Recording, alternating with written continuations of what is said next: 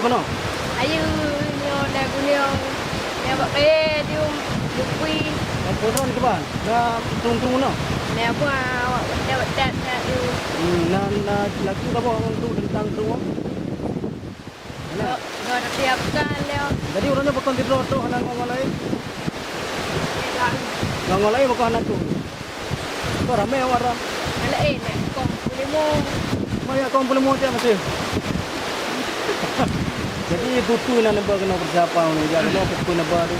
Don dah rekomendasi kena bajet. Silo. Dalam. Tu makanan lain pun na naba. Yuk lagu ba? Cikgu lagu tu tabo lagu ada nanti kena. Imoh namba.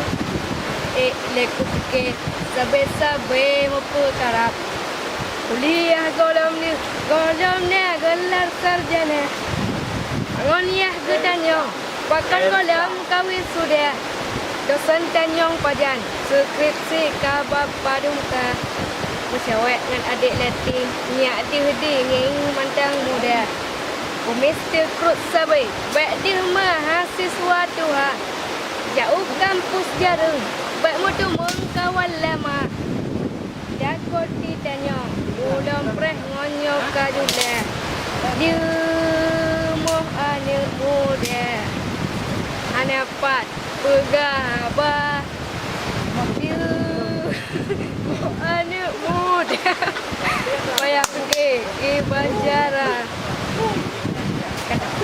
kuliah berdamah dan persoalan nyodar ijazah sangat cerah masa depan dibantah pelaku katalan nyod berkemunan baropah udit nyokana baja seragam tip malamku fikir di Banjara berselesai SKS golong set skripsi golong proposal Tamasat ket ule protest pon mak calon tuan Yohan lu tunyo anu lon baik de kalam Ya, kabar lu mo anu muda ana pat pegahaba lu mo anu muda payah fikir ke Banjara payah fikir ke Banjara payah fikir ke Banjara Jadi yang kau ngomong dah. ya awak alam ni oh Ini petang dah. ni dia roji Jadi depan ni pejawa. oh apa dia sama yang ni oh Wah, tak. Ni teman lu. Berarti orang lu bopu. Kan. Terima kasih menanya hana duku pegah ni.